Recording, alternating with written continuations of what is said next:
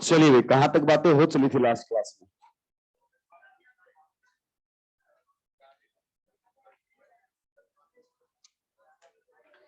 ये वाला क्वेश्चन आपको दिया था, सुलटाया क्या? एज इट इज लेके आ गए राक्षस होती।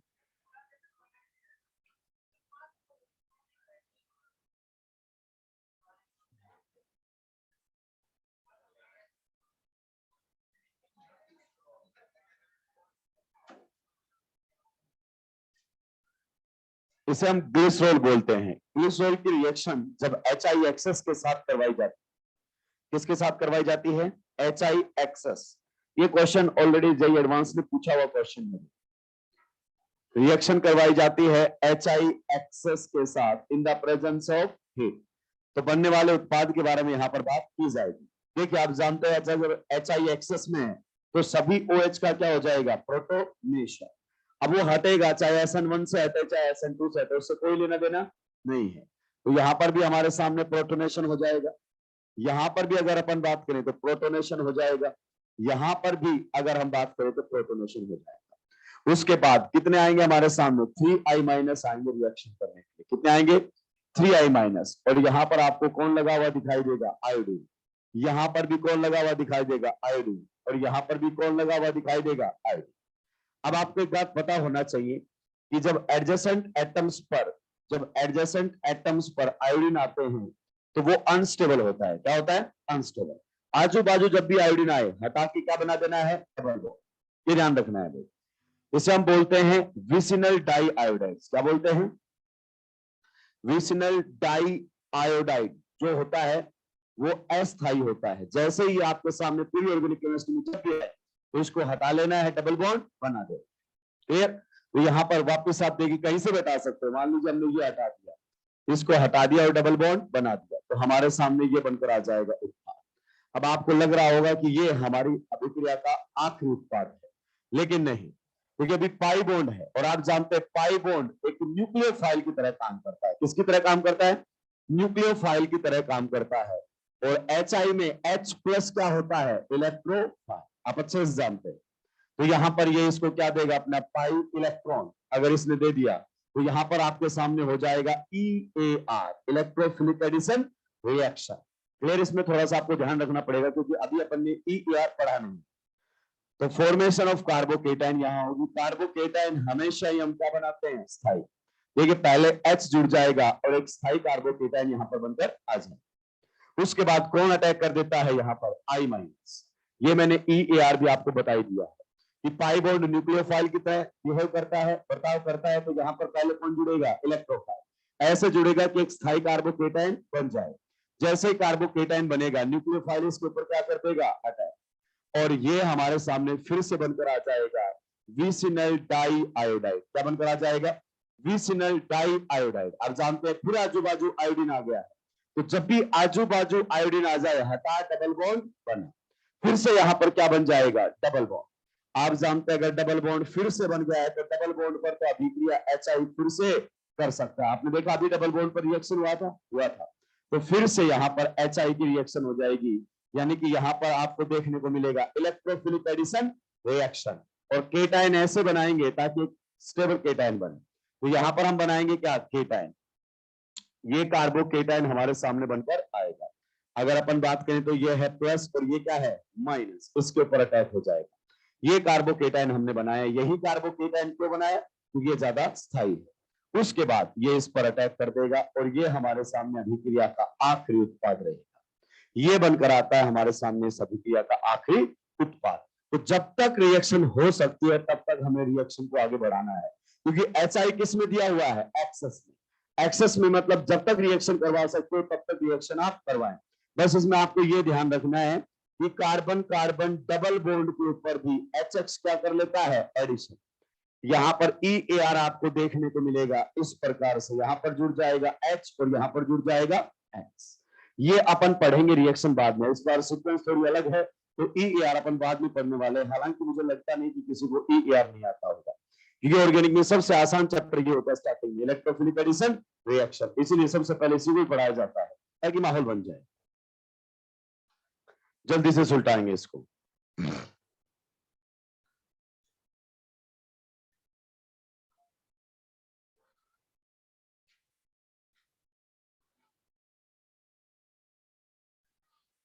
जल्दी जल्दी सुलटाएंगे।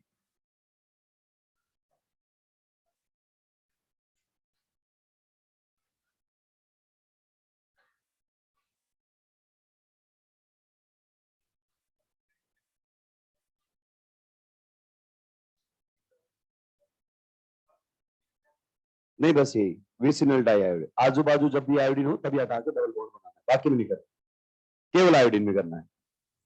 आजू बाजू आयोडीन आए, हटा, डबल बॉन्ड बना। विसिनल डाइआयोडाइड जो होते हैं वो क्या होते हैं? अनस्टेबल। ये अनस्टेबल होते हैं। क्यों होते हैं, कैसे होते हैं, अपने को रिक्वायर्ड नहीं। सुलटा दिया क्या? जल्दी सुलटाएंगे भाई।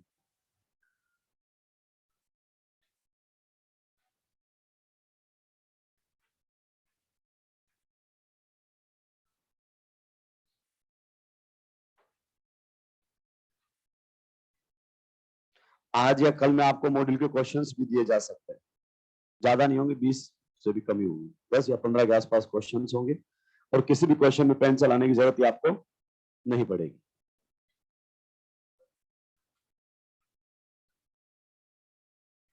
सुलटा दिया क्या? चलिए, अगला जो रिएक्शन हम पढ़ेंगे वो रहेगा हमारे पास लुकास टेस्ट। इसी में लुकास टेस्ट की हम बात करने वाले। देखिए, लुकास टेस्ट की अगर हम बात करें तो लुकास टेस्ट में लोगों ने बहुत रायता फैला रखा है। लुकास टेस्ट का जो बेस है उसका पता ही नहीं है। एक बात पता लगी कि केटाइन बन रहा है, बढ़िया स्टेबल बनाया जाए, करवाया जाए। लुकास टेस्ट का जो बेस है, कौन बताएगा कि लुकास टेस्ट किस बात पर ये बेस्ड है, क्या कॉन्सेप्ट है लुकास टेस्ट का? एनसीईआरटी ने टर्बिडिटी, बहुत बढ़िया है, लेकिन टर्बिडिटी किसकी? जो आपके अल्कोहल होते हैं वो लुकास रिएजेंट के अंदर सोल्यूबल होते हैं, लेकिन कौन से alcohol? Low molecular weight alcohol. कैसे alcohol? Low molecular weight alcohol ही सोल्यूबल होते हैं। और जो आपके अल्काइल हैलाइड बनकर आते हैं, जैसे कि अल्काइल क्लोराइड, वो इनसोल्यूबल होता है। क्या होता है? इनसोल्यूबल। और आप जानते हैं इनसोल्यूबल अगर है तो हमें दिखाई देगा। इनसोल्यूबल है या तो कोई लेयर बनेगी या पीपीटी बनेगा या कुछ ना कुछ ऐसा होगा जिससे हमें पता चलने वाला है। तो इस कॉन्सेप्ट के ऊपर ये टेस्ट बेस्ड है। लेकिन लोग क्या करते हैं, लो मोलिकुलर वेट तो पता नहीं रहता, हमेशा ही अलग अलग केटाइन बना बनाकर पाइफिनाइल बना रहे हैं, ट्राइफिनाइल बना रहे हैं, कुछ भी, सब फर्जी है। सब क्या है? फर्जी। अगर मोलिकुलर वेट अल्कोहल का बढ़ गया तो वो खुद लुकास रिएजेंट के अंदर सोल्यूबल नहीं होता है और वो खुद टर्बिडिटी देने लगता है। तो आपका लुकास जो टेस्ट है वो फेल हो जाता है। जिस दिन नीट ने पूछ लिया उस दिन सुप्रा साफ कर देगा, और बाकायदा एनसीईआरटी ने लिखा हुआ है ये टेस्ट किस प्रॉपर्टी के ऊपर चलता है कि आपके जो अल्कोहल हैं वो लुकास रिएजेंट के अंदर सोल्यूबल हैं, और अल्काइल क्लोराइड जो है वो सोल्यूबल नहीं है। और बाकी की डिटेल सारी बुक्स में लिखी हुई कि जो अल्कोहल आप लोगों को लो मोलिकुलर वेट अल्कोहल लेना है। ऐसा नहीं कितने भी कार्बन का अल्कोहल लिए जा रहे हो और आगे बढ़े जा रहे हो, ऐसा नहीं हो सकता। तो लिखिए इसके बारे में सबसे पहले, low molecular weight alcohol, low molecular weight alcohol, low molecular weight alcohol Lucas reagent में, low alcohol, low molecular weight alcohol Lucas reagent में, लुकास रिएजेंट में सोल्यूबल होते हैं। क्या कोई भी अल्कोहल सोल्यूबल हो जाएगा? नहीं। लो मोलिकुलर वेट, नॉर्मली 4 या 5 कार्बन की बातें होती है, उससे ऊपर बातें नहीं होती। लो molecular wait alcohols Lucas reagent में क्या होते हैं? सोल्यूबल। लेकिन लेकिन उनसे बनने वाले एल्काइल क्लोराइड्स, लेकिन उनसे बनने वाले एल्काइल क्लोराइड्स, लेकिन उनसे बनने वाले एल्काइल क्लोराइड्स, लेकिन उनसे बनने वाले एल्काइल क्लोराइड्स लुकास रिएजेंट में इनसोल्यूबल होते हैं। लेकिन उनसे बनने वाले एल्काइल क्लोराइड्स लुकास रिएजेंट में इनसोल्युबल होते हैं, लुकास रिएजेंट में इनसोल्युबल होते हैं। ब्रैकेट में लिखेंगे टर्बिडिटी देते हैं। क्या देते हैं? टर्बिडिटी, टर्बिडिटी, टर्बिडिटी देते हैं। टर्बिडिटी का मतलब है धुंधलापन, वहां पर आपको दिखाई देगा। अगर अपन जैसे पानी के अंदर ऑयल डाल देंगे तो आपको एक लेयर अलग से दिखाई देगी, ऐसे एक लेयर बन जाती है उसके अंदर, ताकि हमें साफ साफ पता चल जाए कि कहां पर क्या होने वाला है। ये इस टेस्ट का क्या है? बेस है। अब टर्बिडिटी यानी कि धुंधलापन कितनी जल्दी आएगा, उसके बेसिस पर आप अल्कोहल की डिग्री पहचान सकते हैं। क्या पहचान सकते हैं? अल्कोहल की डिग्री पहचान सकते हैं कि कहां पर टर्बिडिटी कैसे आने वाली है, उसी के बेसिस पर हम बात करें। चलिए मान लीजिए हमारे पास साथ के साथ लिखते हुए चलेंगे, हमारे पास 3 बीकर हैं और इसमें अलग अलग कैटेगरी के अल्कोहल दिए हैं, जिनमें आपको पहचानना है किसमें 1 डिग्री है, किसमें 2 डिग्री है और किसमें 3 डिग्री है। इस प्रकार से अल्कोहल दिए हुए हैं। आप अपना टैलेंट यहाँ पर नहीं आजमा सकते कि सर मैं तो दूसरे तरीके से बता दूंगा अल्कोहल को। नहीं, हर अल्कोहल को ड्रिंकिंग पर्पज के लिए इस्तेमाल में नहीं लिया जाता है। तो मान लीजिए यहाँ पर जो अल्कोहल हमारे सामने वो 3 डिग्री अल्कोहल है। यहां पर अगर अपन बात करना चाहें तो जो अल्कोहल हमारे सामने है वो कौन सा है? 2 डिग्री अल्कोहल है, इस प्रकार से। और यहां पर जो हम बात कर रहे हैं, जो अल्कोहल हमारे सामने है वो प्राइमरी अल्कोहल। कैसा है? Primary alcohol. इसके अंदर ये हमारे सामने अल्कोहल। अब हमें पता करना है कि किस में कौन सी डिग्री का अल्कोहल है। ये जो लेवल है अभी इस पर लगा नहीं है, प्रैक्टिकल में आपसे पूछे जाते हैं ऑर्गेनिक केमिस्ट्री के अंदर। ये बताइए कौन से में कौन सी डिग्री का अल्कोहल है। तो हम लुकास की मदद से बात कर सकते हैं। हम इसके अंदर क्या डालेंगे? Lucas reagent. आप जानते हैं लुकास रिएजेंट क्या होता है? ZnCl2 plus HCl। हालांकि कंसंट्रेटेड HCl और एनहाइड्रो ZnCl2 होता है, वो बता चुका हूं। तो जैसे ही आप इसके अंदर डालेंगे, आप बताइए डालते ही ये जो होता है इसके अंदर सोल्यूबल होता है। क्या होता है? सोल्यूबल। अल्कोहल और आपस में घुल जाते हैं, सोल्यूबल आपको कुछ भी दिखाई नहीं देगा।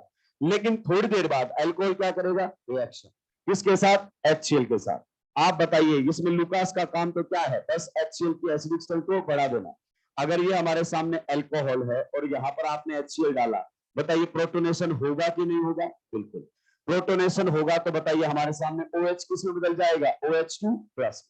उसके बाद आप जानते हैं ये बॉन्ड तोड़कर निकलेगा, और इसके बॉन्ड तोड़कर निकलना ही अभिक्रिया का कैसा स्टेप होता है? Slow step. अभिक्रिया का कैसा स्टेप होता है? Slow step. आप जानते हैं ये केवल प्राइमरी कार्बोकेटाइन नहीं बनाता, बाकी सब ये बना देता है, इसको कोई दिक्कत नहीं। जैसे कार्बोकेटाइन बनेगा, आप बताइए कौन अटैक करने वाला है यहाँ पर? Cl minus. और ये क्या बन जाएगा हमारे सामने? Alkyl chloride. क्या बन जाएगा?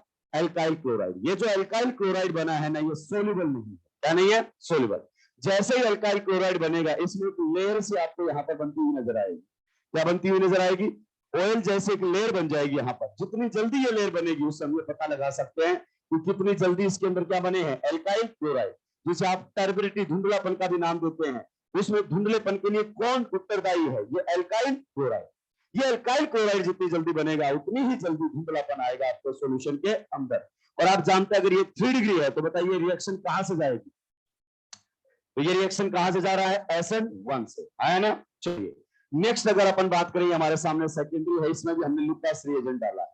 ZnCl2 HCl की उपस्थिति में अगर हम इसमें लुकास रिएजेंट डालते हैं तो आप जानते हैं यहां पर भी क्या होने वाला है? प्रोटोनेशन। ध्यान से सुनते रहेंगे। यहां पर हमारे सामने होगा प्रोटोनेशन। आप जानते हैं H+ आएगा। H+ कहां से आएगा? इन दोनों की कॉम्बिनेशन से आएगा। जैसे ही H+ आएगा तो इस OH के ऊपर क्या कर देगा? प्रोटोनेशन। अगर इस OH के ऊपर उसने कर दिया है प्रोटोनेशन, तो बताइए OH किस में बदल जाएगा? OH2 plus. अब OH2 प्लस एक बार पीछे देखता है कि केटाइन क्या बन रहा है? सेकेंडरी केटाइन बन रहा है क्या? हाँ। तो बॉन्ड तोड़कर यहां से निकलेगा। बॉन्ड तोड़कर निकलेगा तो यहां से कौन रिलीज होगा? वाटर। कौन रिलीज होगा? वाटर हमारे सामने यहां से रिलीज हो जाएगा। और ये अभिक्रिया का कैसा स्टेप रहेगा? Slow step. क्या बता सकते हैं कौन से मैकेनिज्म से जा रहा है? SN1 मैकेनिज्म से जा रहा है। तो यहां पर हमारे सामने बन जाएगा कार्बोकेटाइन। क्या बन जाएगा? कार्बोकेटाइन। और इस कार्बोकेटाइन पे तुरंत कौन अटैक कर देगा? Cl minus. और हमारे सामने ये उत्पाद बनकर आएगा। तो यहां पर टर्बिडिटी किसके बनने से आएगी? इसके बनने से आएगी। अब आप बताइए ये जल्दी बनेगा या ये जल्दी बनेगी? क्योंकि इन दोनों रिएक्शन का स्लो स्टेप कौन सा है हमारे सामने? ये वाला। इसमें 3 डिग्री कार्बोकेटाइन बना है और इसमें कौन सा बना है? 2 डिग्री कार्बोकेटाइन बना है। आप बताइए कौन सा कार्बोकेटाइन जल्दी बनेगा? तो ज्यादा स्टेबल होगा। इसका मतलब यहां टर्बिडिटी क्या आएगी? जल्दी।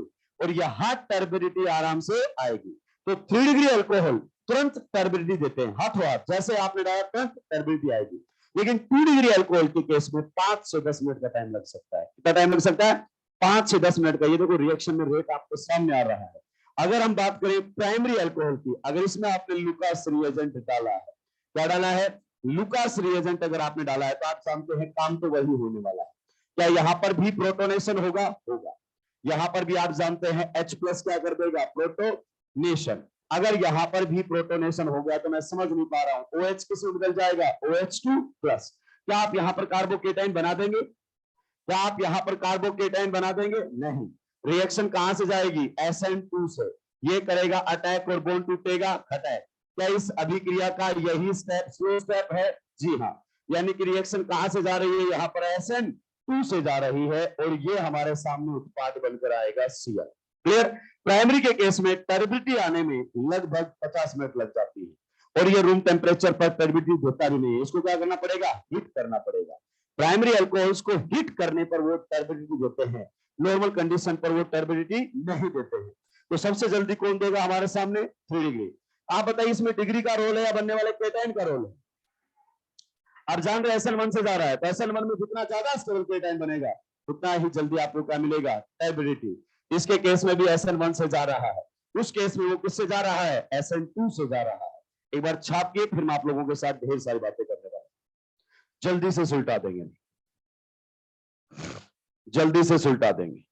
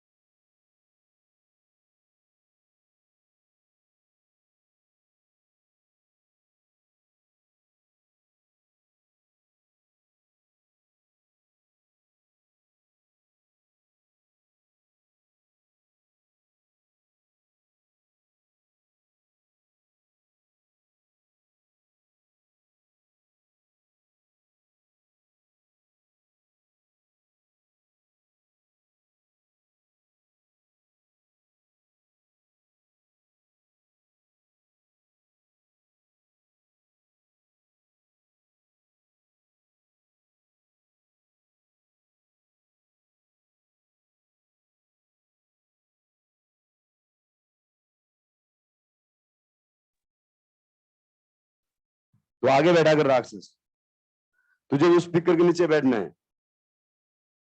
सल्टा दिया क्या? लिखिए।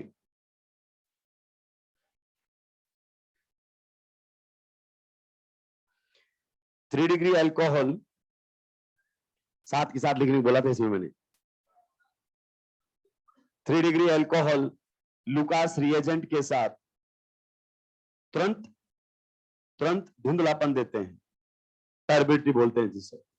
3 degree alcohol, 3 degree alcohol Lucas reagent के साथ तुरंत टर्बिडिटी देते हैं, तुरंत टर्बिडिटी देते हैं। आप बताइए यहां पर डिग्री का रोल है या केटाइन का? तो ब्रैकेट में लिखेंगे। यदि 3 डिग्री और यदि 3 डिग्री और उससे भी ज्यादा स्टेबल कार्बोकेटाइन बनता है, यदि 3 डिग्री और उससे भी ज्यादा स्टेबल कार्बोकेटाइन बनता है, यदि 3 डिग्री और उससे भी ज्यादा स्टेबल कार्बोकेटाइन बनता है तो तुरंत टर्बिडिटी आती है, तो तुरंत टर्बिडिटी आती है। यानी कि टर्बिडिटी का जो लिंक है वो डिग्री से नहीं, किससे है? कार्बोकेटाइन की स्टेबिलिटी से तुरंत टर्बिडिटी आती है। ब्रैकेट को बंद कर देंगे। दूसरी लाइन में 2 डिग्री अल्कोहल 5 से 10 मिनट में टर्बिडिटी देते हैं। 2 डिग्री अल्कोहल्स 5 से 10 मिनट में टर्बिडिटी देते हैं। 2 डिग्री अल्कोहल्स 5 से 10 मिनट में टर्बिडिटी देते हैं। कितना टाइम लेते हैं? 5 से 10 मिनट का टाइम लग जाता है। यानी कि ये अभिक्रिया स्लो है, क्योंकि आप देखते हैं केटाइन इसमें अनस्टेबल बन रहा है। तो यहां से आपको रिलेटिव रेट भी समझ में आ रहा है। यहाँ SN1 में भी रेट अलग अलग हो सकता है। Next 1 degree carbocations, sorry 1 degree alcohols, 1 degree alcohols, 1 degree alcohols heat करने पर, 1 डिग्री अल्कोहल्स हीट करने पर 50 मिनट के आसपास टर्बिडिटी देते हैं। 1 डिग्री अल्कोहल्स हीट करने पर 50 मिनट के आसपास टर्बिडिटी देते हैं। यानी कि सबसे लेट टर्बिडिटी कौन देगा? सबसे लेट टर्बिडिटी कौन देगा? 1 डिग्री। आप रिलेटिव रेट देख रहे हो कि SN1 SN2 से कितना फास्ट है। क्लियर? तो अब इस चीज को अप्लाई करना आना चाहिए। मैंने एक क्वेश्चन भी लास्ट क्लास में आपको करवाया था और मैंने बोला था कि मैं आपको समझाऊंगा कि SN1 SN2 से क्या होता है? फास्ट होता है। और ये कई जगह लिखा गया है, बस हमने उसको समझा ही नहीं। तो ये हमारे सामने था लुकास रिएजेंट, पूरा डिटेल में आपको बता दिया है। अगला क्वेश्चन लिखिए, कौन लुकास रिएजेंट के साथ तुरंत टर्बिडिटी देगा? कौन लुकास रिएजेंट के साथ तुरंत टर्बिडिटी देगा? कौन लुकास रिएजेंट के साथ तुरंत टर्बिडिटी देगा?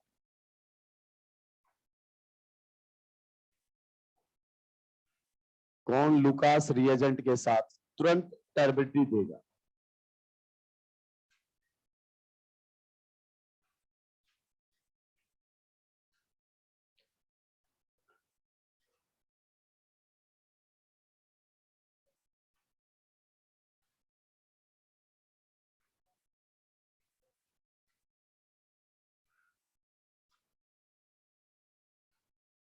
कौन लुकास रिएजेंट के साथ तुरंत टर्बिडिटी देगा? ये आपको बताना है। कुछ क्वेश्चंस आपके सामने लिखे हुए हैं। अब आप समझ चुके हैं कि यहां पर मामला किसका है। मामला पूरा ही किसका है? Stability of carbocation.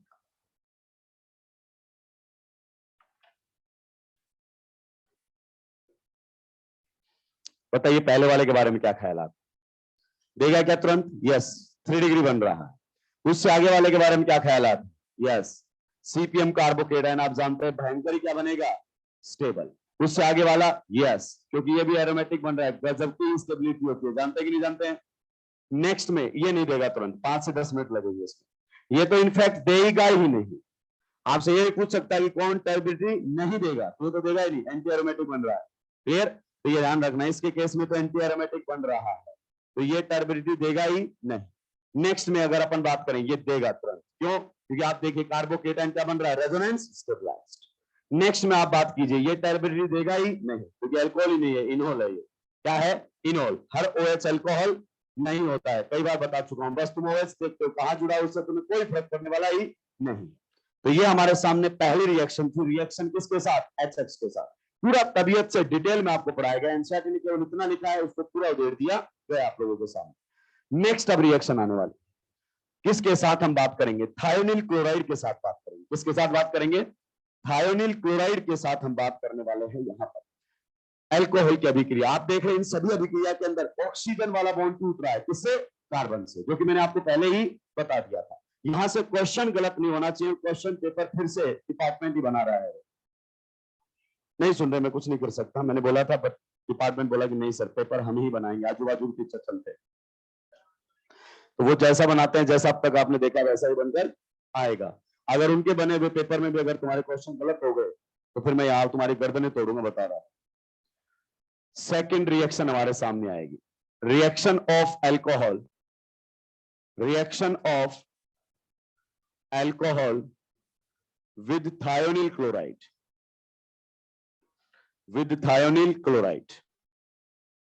किसे बोलते हैं? थायोनिल क्लोराइड SOCl, SOCl2 के साथ रिएक्शन। ये रिएक्शन आप बोलोगे सर एल्कोहल चैप्टर में तो नहीं दी है, एल्काइल हैलाइड की प्रिपरेशन में दी।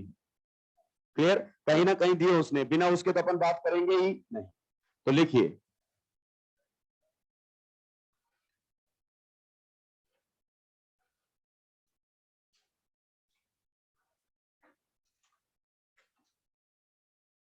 जल्दी जल्दी लिखेंगे भाई। लिखिए, एल्कोहल थायोनिल क्लोराइड के साथ अभिक्रिया करके, एल्कोहल थायोनिल क्लोराइड के साथ अभिक्रिया करके, एल्कोहल थायोनिल क्लोराइड के साथ अभिक्रिया करके, ब्रैकेट में लिखेंगे बेस की उपस्थिति या अनुपस्थिति, बेस की उपस्थिति या अनुपस्थिति, यानी कि बेस है या नहीं उससे कोई फर्क नहीं पड़ने वाला एंड प्रोडक्ट पर। स्टार्टिंग क्या बोला था मैंने? एल्कोहल थायोनिल क्लोराइड के साथ अभिक्रिया करके, ब्रैकेट में लिखेंगे बेस की उपस्थिति या फिर अनुपस्थिति, अभिक्रिया करके एल्काइल क्लोराइड्स बनाते हैं, एल्काइल क्लोराइड्स बनाते हैं।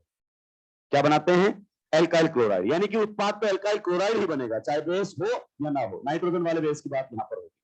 आगे लिखेंगे इसके अंदर, यह एल्काइल क्लोराइड बनाने का एक अच्छा मेथड है, यह एल्काइल क्लोराइड बनाने का एक अच्छा मेथड है।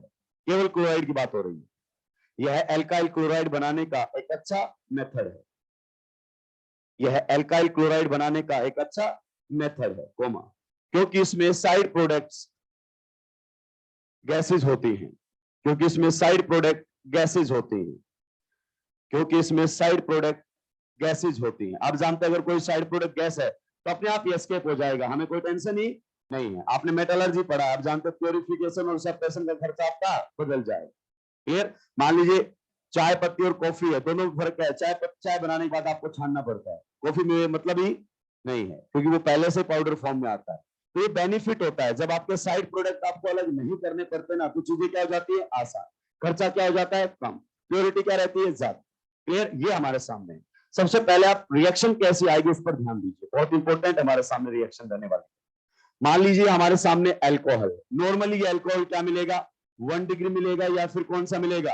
2 डिग्री। आपको इस पर ध्यान भी नहीं देना है, आप पता है इसको रखते हैं, वो आपको पहले से 1 डिग्री 2 डिग्री देगा। अगर 3 डिग्री होगा तो देगा ही नहीं, परेशान नहीं होना है भाई आपको, फालतू चीजों पर परेशान होते जहां जरूरत नहीं है। इसकी रिएक्शन अगर आपने करवा दी है किसके साथ? SOCl2 के साथ, या फिर आपने इसकी रिएक्शन करवा दी है SOCl2 के साथ, किसकी उपस्थिति में? बेस की उपस्थिति में। और बेस कौन रहेगा? नाइट्रोजन वाला।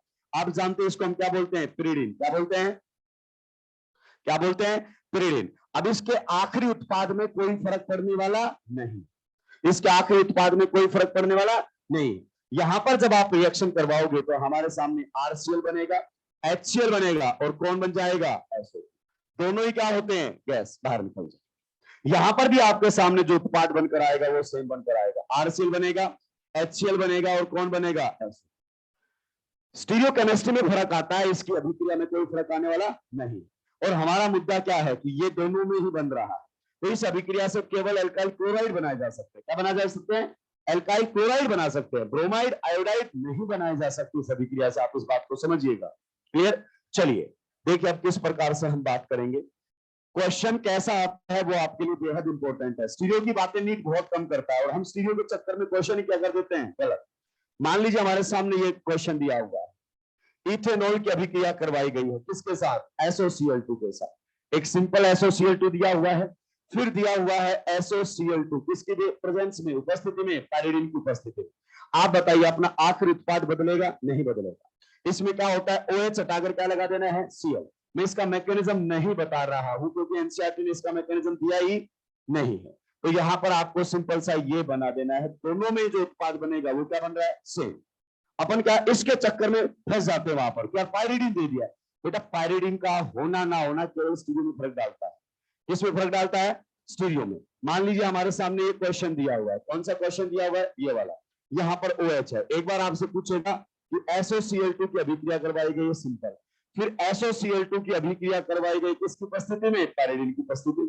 किसकी उपस्थिति में? पायरिडिन की उपस्थिति में। आप बताइए आपके आखिरी उत्पाद पर कोई फर्क पड़ेगा? नहीं। जब तक स्टीरियो केमिस्ट्री की बात नहीं करता आखिर उत्पाद पर कोई फर्क पड़ने वाला नहीं। तो यहां पर आपको Cl लगा हुआ दिखाएगा और उस अभिक्रिया में भी आपको कौन लगा हुआ दिखेगा, Cl, खत्म। तो SOCl2 के साथ अल्कोहल जब अभिक्रिया करते हैं तो अल्काइल क्लोराइड बनाते हैं, चाहे उसके अंदर बेस है या उसके अंदर बेस नहीं, उससे फर्क पड़ने वाला नहीं। जब बेस नहीं होता है तो उसे डाल्टन प्रोसेस का नाम दिया जाता है। किसका नाम दिया जाता है, डाल्टन प्रोसेस। जैसे यहां पर बेस की अनुपस्थिति में अभिक्रिया हो रही है, इसे डाल्टन प्रोसेस बोलते हैं। इसको भी क्या बोलते हैं, डाल्टन प्रोसेस। जब बेस नहीं होता है तो SN मैकेनिज्म होता है, और जब बेस होता है तो SN2 मैकेनिज्म होता है। क्या होता है, SN2 मैकेनिज्म होता है। आप यहां तक छापे, फिर कुछ स्टीरियो की बातें भी आपके साथ में कर लेता हूं, जल्दी से सुलटाएंगे। ये OH को किस में कन्वर्ट कर देता है, Cl में। OH को किस में कन्वर्ट कर देता है, Cl में।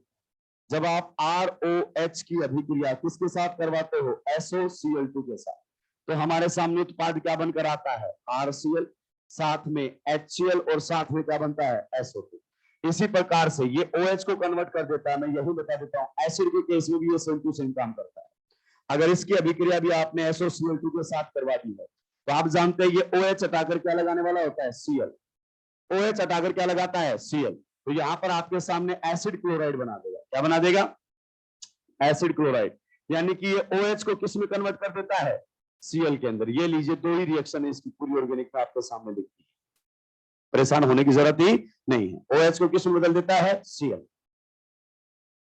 OH को Cl के अंदर कन्वर्ट कर देता है। फिर वो OH एसिड में आ रहा हो या फिर वो OH अल्कोहल में आ रहा हो, कोई फर्क पड़ने वाला नहीं।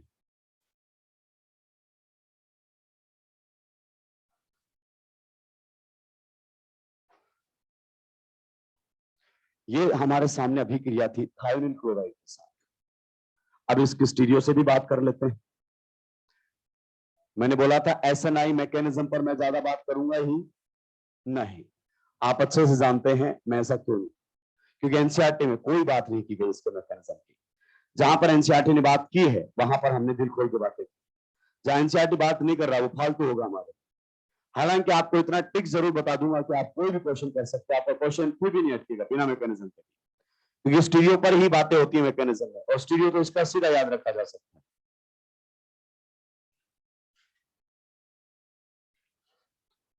SOCl2 के साथ अभिक्रिया होगी, और एक बार SOCl2 के साथ अभिक्रिया होगी किसकी उपस्थिति में, पायरिडीन की उपस्थिति, बेस की उपस्थिति। आप ये ले सकते हो या फिर कोई 3 डिग्री अमीन ले सकते हो, उससे कोई फर्क पड़ने वाला नहीं है। कोई भी 3 डिग्री अमीन आप यहां पर इस्तेमाल में ले सकते हैं। पायरिडीन का इस्तेमाल कर सकते हो, किसी 3 डिग्री अमीन का इस्तेमाल आप यहां पर कर सकते हो। पहले वहां तक छाप कर आइए, मैं स्टीरियो केमिस्ट्री के बारे में आपको बताने वाला। तो ही कोडी की स्टीरियो केमिस्ट्री है, कोई परेशान होने की जरूरत इसमें है ही नहीं। सल्टा दिया क्या, चलिए अब इसके बारे में हम बात करने वाले हैं कि किस प्रकार से यहां पर स्टीरियो की बात होगी। अब आप जानते हैं OH उस पर लिख दिया उसने, कहां पर, वेज पर, पैरिडी सेंटर पर लिख दिया है, तो हमें बातें उसी हिसाब से करनी ही पड़ेगी।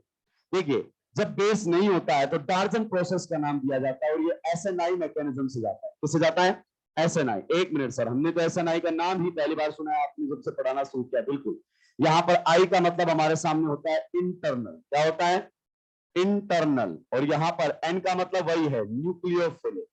क्या है, इंटरनल न्यूक्लियोफिलिक। और S का मतलब क्या है, सब्स्टिट्यूशन। ये हमारे सामने इसकी फुल फॉर्म होती है, इंटरनल न्यूक्लियोफिलिक सब्स्टिट्यूशन। लेकिन पूरी एनसीईआरटी में कहीं SNI वर्ड तक नहीं लिखा, उसने इस पर ज्यादा डिटेल डिस्कशन करना नहीं चाहता। प्रोडक्ट बड़ी आसानी से बनेंगे अगर SNI मैकेनिज्म वहां पर ऑपरेट कर रहा है, क्योंकि SOCl2 में या तो SNI होता है या फिर कौन होता है, SN2। अगर कोई बेस दे दिया है तो मैकेनिज्म क्या हो जाएगा, SN2। और अगर बेस नहीं दिया है तो SNI। बेस की अनुपस्थिति में डाल्टन प्रोसेस उसे बोला जाता है। तो उस केस में जब SNI होगा तो वहां 100% रिटेंशन मिलेगा। क्या मिलेगा, 100% रिटेंशन। अब मुझे बताने की जरूरत नहीं, 100% रिटेंशन का मतलब क्या होता है, मतलब R से R और S से 100% रिटेंशन। यानी कि OH को हटाकर क्या लगाएगा, ये Cl। आप देख सकते हैं Cl मतलब एज इट इज लगा हुआ मिलेगा, कॉन्फ़िगरेशन में कोई चेंज नहीं आना चाहिए। एज इट इज यहां पर आपको Cl लगा हुआ मिलेगा इस उत्पाद के अंदर। लेकिन अगर बेस डाल दिया है आपने तो मैकेनिज्म पूरा चेंज हो जाता है, और मैकेनिज्म जाने लगता है SN2 से। और आप SN2 में पहले से जानते हैं, यहां 100% इन्वर्जन होता है। तो यहाँ पर जो उत्पाद आपको मिलेगा वो कुछ इस प्रकार से मिलेगा। Cl आपको कहां पर मिलने वाला है, यहाँ डैश पर मिलने वाला है। मैं आपको पहले बता चुका हूं, आप डैश डैश के जैसे में ना आए, आप आरएस का इस्तेमाल करें। मैंने solid line as it is रखा है, इसलिए मैंने ऐसी बातें कर दी। अब बताइए यहाँ पर ये रिएक्शन कैसे आगे बढ़ती है। 100% रिटेंशन ऑफ कॉन्फ़िगरेशन। क्या होता है, 100% रिटेंशन ऑफ कॉन्फ़िगरेशन।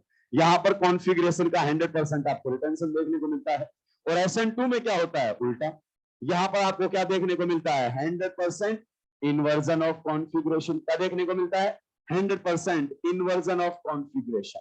बताइए ये बातें आपको समझ आ गई कि नहीं आ गई। अब आपसे कई बार पूछ लेता है कि बने हुए उत्पाद के बीच में संबंध बताइए, क्या संबंध रहने वाला है।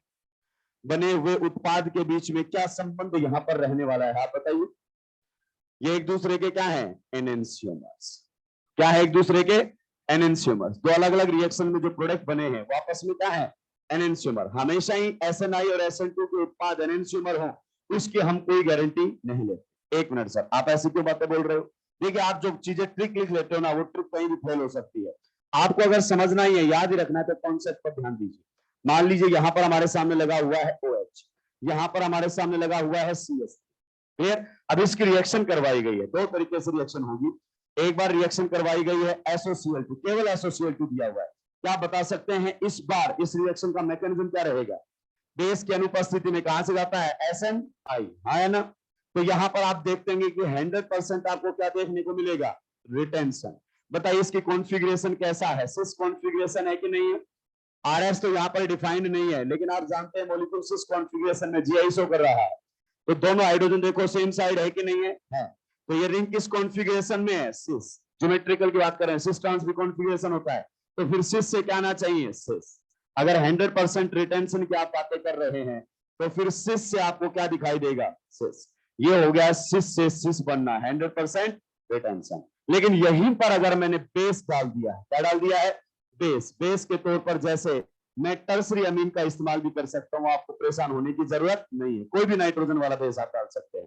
तो इस केस में रिएक्शन का मैकेनिज्म ही बदल जाता है और रिएक्शन SN2 मैकेनिज्म से जाने लगता है। मैं कैसे बताऊं कि SN2 मैकेनिज्म में आपको देखने को मिलता है 100% इन्वर्जन ऑफ कॉन्फ़िगरेशन। अगर वो सिस था तो ये आपके सामने क्या बन कर आएगा, ट्रांस। आप बताइए क्या दोनों में बना हुआ प्रोडक्ट एक दूसरे का एनेंशियोमर है क्या, नहीं।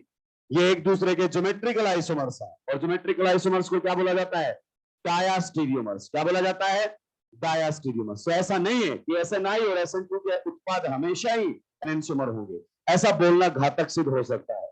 आप उत्पाद बनाइए और संबंध चेक कीजिए, कोई दिक्कत की बात ही नहीं है। सुलटाइए, ये लीजिए स्टीरियोकेमिस्ट्री बता दी। क्या बता दी है, स्टीरियोकेमिस्ट्री।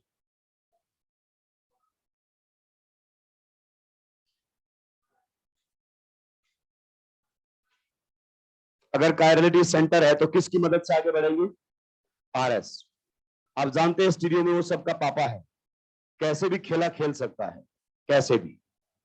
आप ट्रिक अपनाओगे और आप सुलझ जाओगे। और याद सोचिए, अगर आपको आता हुआ क्वेश्चन आपकी ट्रिक की वजह से गलत हो गया, वो 4 नंबर बहुत नुकसान देंगे आपको, इनफैक्ट 5 नंबर, फिर कोई फायदा नहीं है। कुछ लोगों के पास टाइम भी भरपूर रहता है, फिर भी गलतियां कर देते हैं। तो ट्रिक व्रिक के चक्कर में पड़ने की जरूरत नहीं है, SNI के मैकेनिज्म पर जाने की जरूरत नहीं है, क्योंकि मैकेनिज्म कुछ भी हो हमें आंसर बनाने आएंगे। सिंपल सी बात है। ये SN2 से सीधा लिंक हो जाता है, इसलिए मैं इसका मैकेनिज्म बताता ही नहीं।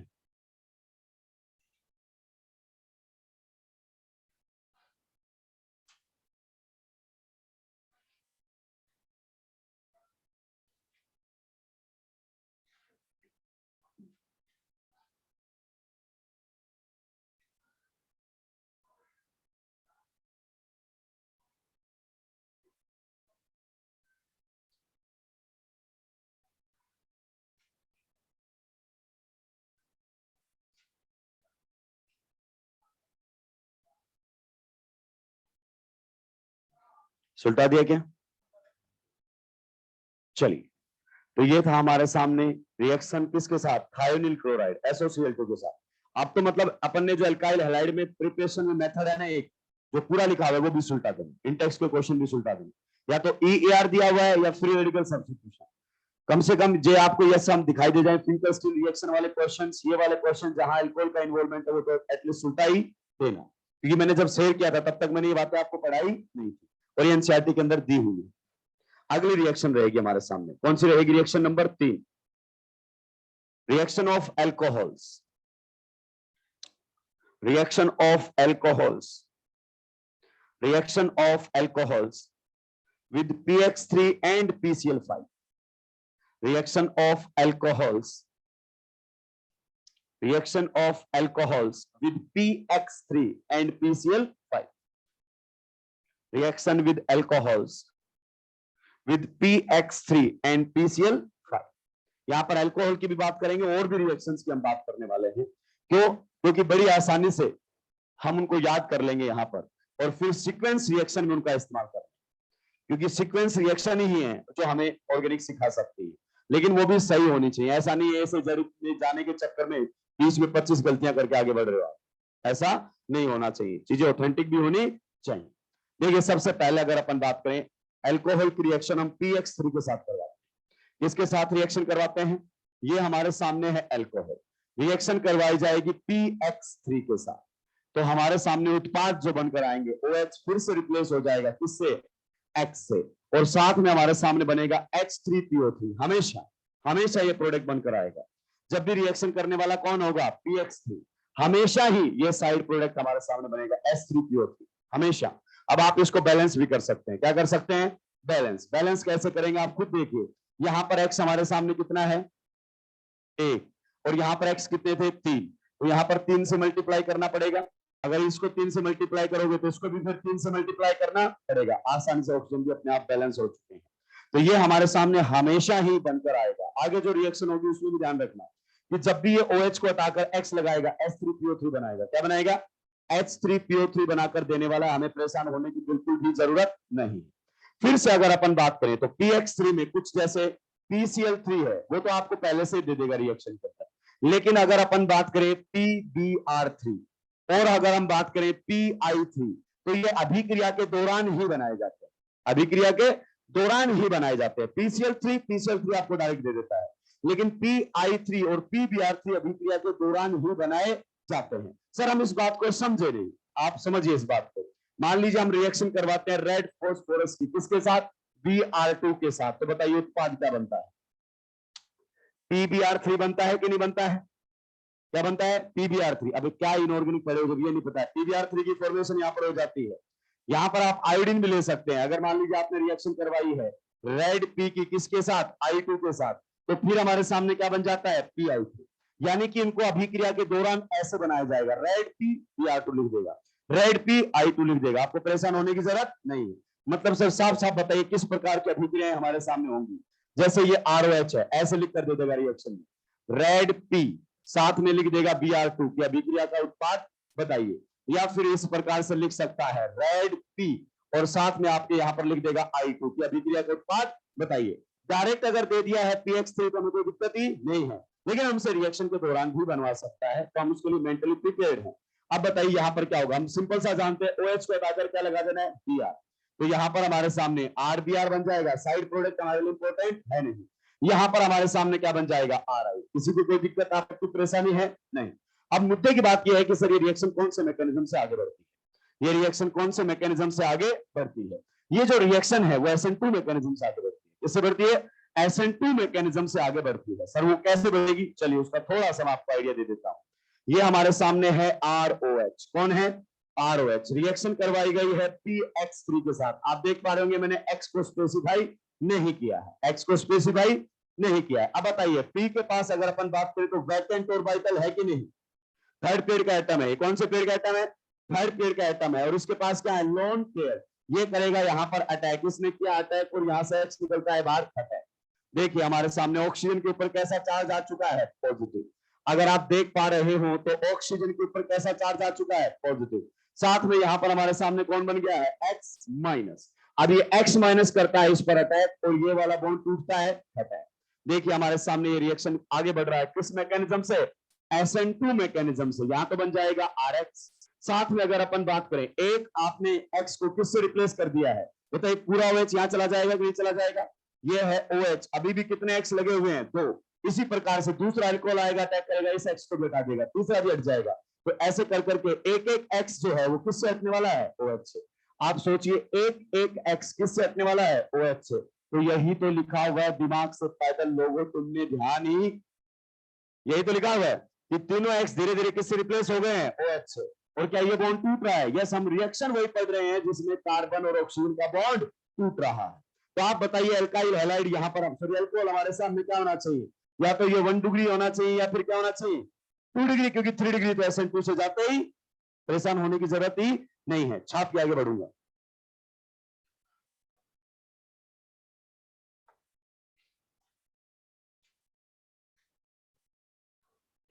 जल्दी जल्दी सुलटाएंगे भाई।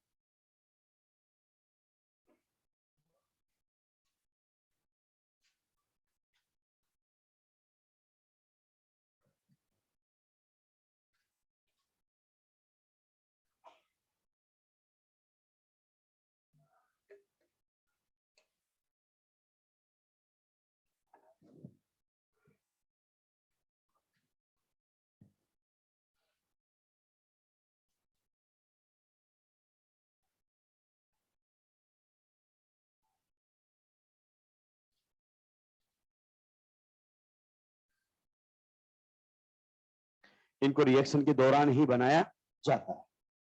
कोई चीज ऐसी बचेगी नहीं जो एनसीईआरटी में लिखी हो और आप तक ना पहुंचे। अपनी नोटबुक को तबीयत से आप रिवाइज करते रहिएगा। जो आप बोलते रहते हैं एनसीईआरटी पढ़ूं, एनसीईआरटी पढ़ूं, 2 दिन 3 दिन आप पढ़ोगे फिर पता लगेगा कि एनसीईआरटी को पूरी नोटबुक के अंदर आ चुकी है। अब समझ में कितना आया है वो तुम जानो।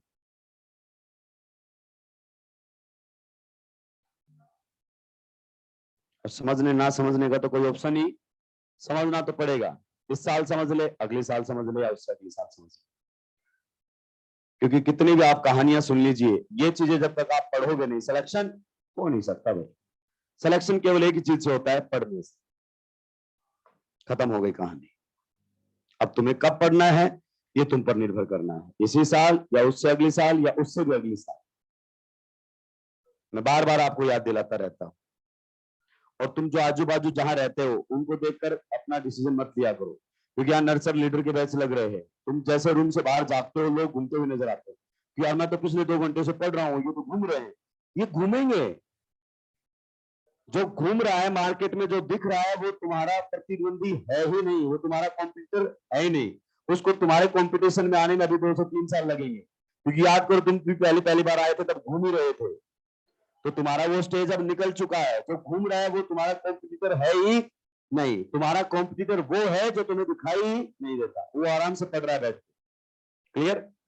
चलिए सक्सेस। अब देखिए, मैं बहुत सारी बातें आपको डायरेक्ट यहां पर बताता हुआ चल रहा है। मैंने बोला था SOCl2 के बारे में, OH हटाकर क्या लगा देता है, Cl।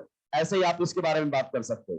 जैसे हमारे सामने है OH, रिएक्शन करवाई गई है किसके साथ, TCl3 के साथ। बताइए ये क्या करने वाला है, OH को हटाकर क्या लगा देता है, Cl।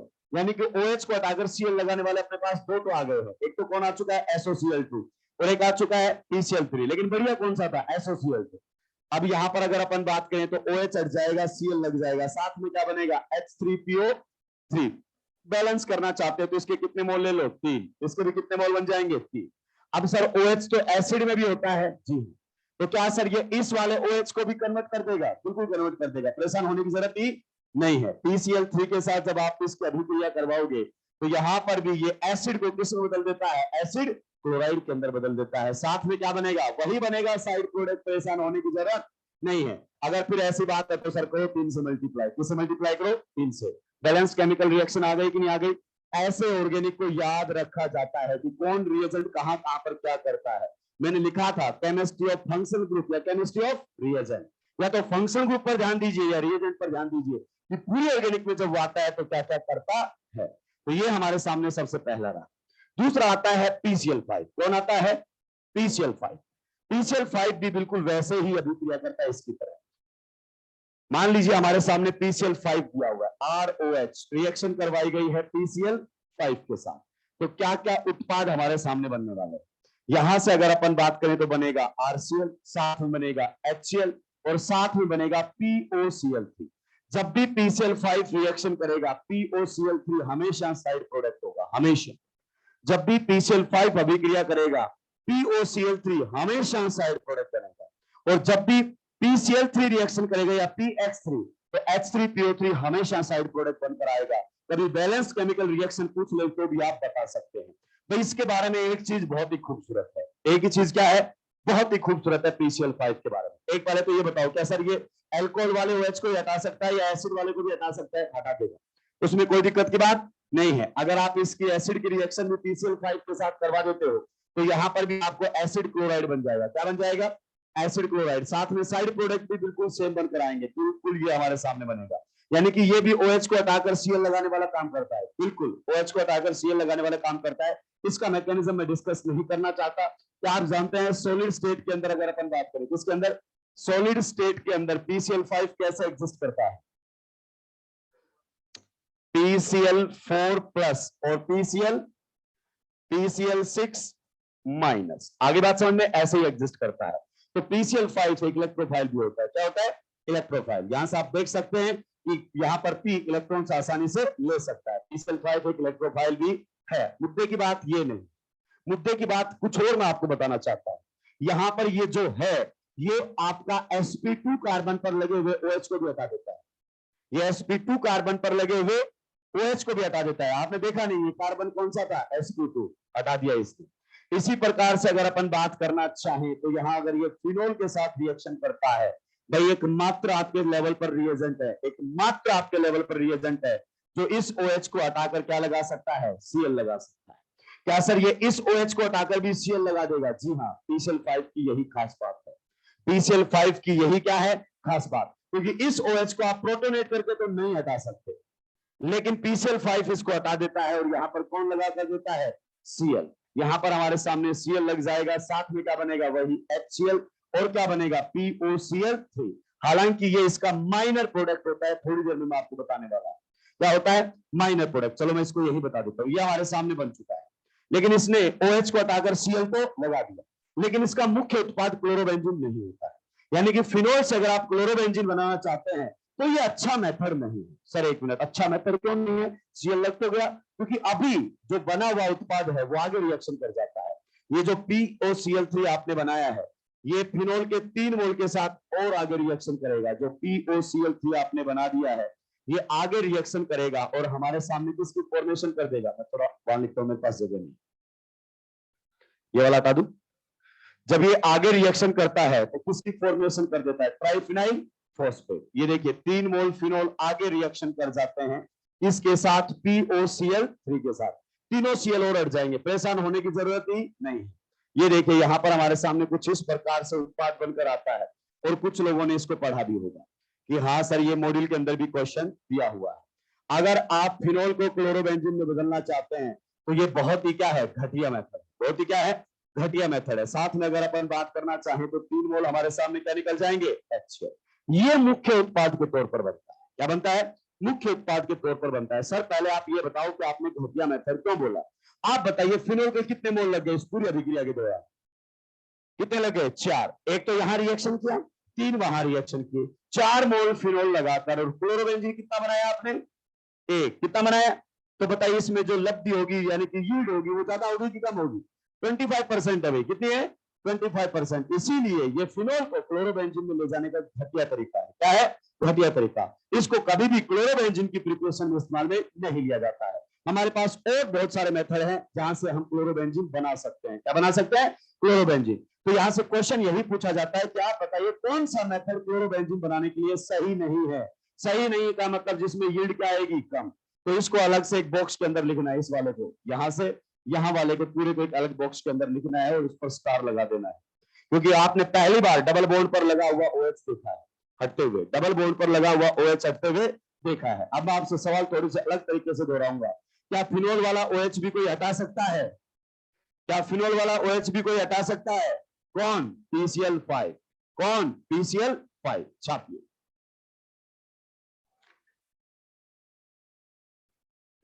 ट्राइफिनाइल फॉस्फेट, इसका नाम होता है ट्राइफिनाइल फॉस्फेट। इसका ड्राइविंग फोर्स होता है PO bond formation, triphenyl phosphate. ये तो बहुत सिंपल सा है, इसमें तो कोई दिक्कत की बात ही नहीं है। अभी और भी केमिकल रिएक्शंस हम पढ़ने वाले हैं इसके PCl5, और भी केमिकल रिएक्शंस हमारे सामने आएंगी PCl5 की। पूरी ऑर्गेनिक में PCl5 जहां जहां आता है हम उसको यहीं पर सुलटाने वाले।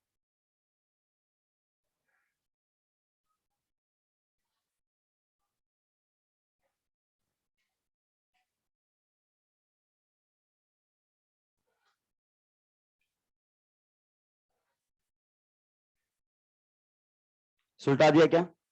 तो PCl5 का कमाल का काम क्या था, इसने फिनोल वाले OH को भी हटा दिया, फिनोल वाले OH को भी हटा दिया। लेकिन ये क्लोरोबेंजीन बनाने का सही मेथड नहीं है। पुअर यील्ड आप लिख सकते हैं इसके नीचे, जो यील्ड आपको मिलेगी वो कैसे मिलेगी? पुअर यील्ड को हिंदी में क्या बोलते हैं? लब्धि। पुअर यील्ड यहां पर आपको मिलेगी।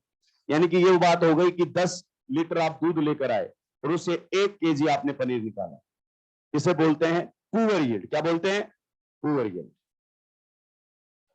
अब उसमें ज्यादा क्या था उससे तुम्हें कोई लेना देना नहीं है, मैंने यील्ड समझाया है। तुम तो थोड़ी देर में ये भी बोलने वाले हो कि सर राजेश के घर से आया होगा वो दूध।